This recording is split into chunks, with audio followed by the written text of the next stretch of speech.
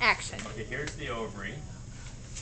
And so you look at this guy, what you have is a series of follicles at different stages of development. Some that have already ruptured, like this big guy here, some of which still have their eggs inside of them, like this little guy down here, and some that are kind of somewhere in between, like this guy here. So what you would do is you'd find a relatively simple follicle. Let me see if I can find one that's kind of classic. That doesn't really have an antrum. The antrum is that fluid-filled space. So something kind of like, oh, it's kind of harder to find in this one actually. No, it's actually, I mean, you can still find it pretty easily.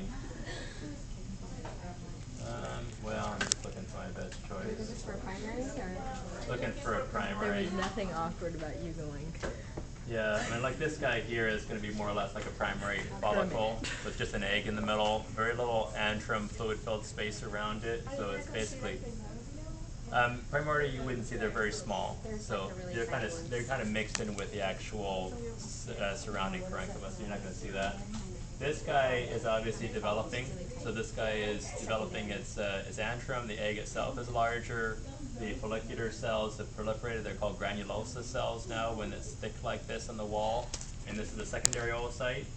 So now a secondary follicle, sorry, with a secondary oocyte inside of it. And then if I get down to something like this, this is kind of a beast here. That's a Graafian follicle about to rupture. And there's your egg that's about to leave. There you go.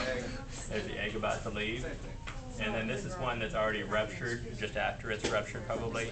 That's the early corpus luteum, and then the corpus luteum that you're seeing in the book looks more like kind of like this thing here or this thing here, where it's begun to.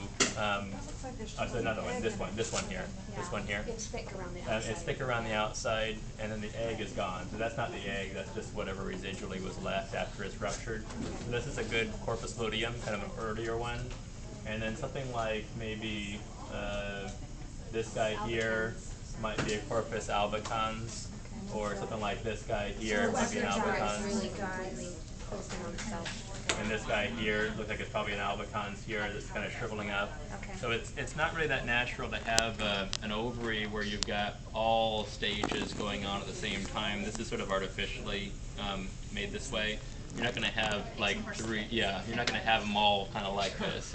In reality, it's usually just a couple of them that go down the path every month of ripening up, and they're pretty much in sync. So you're not going to have a corpus luteum at the same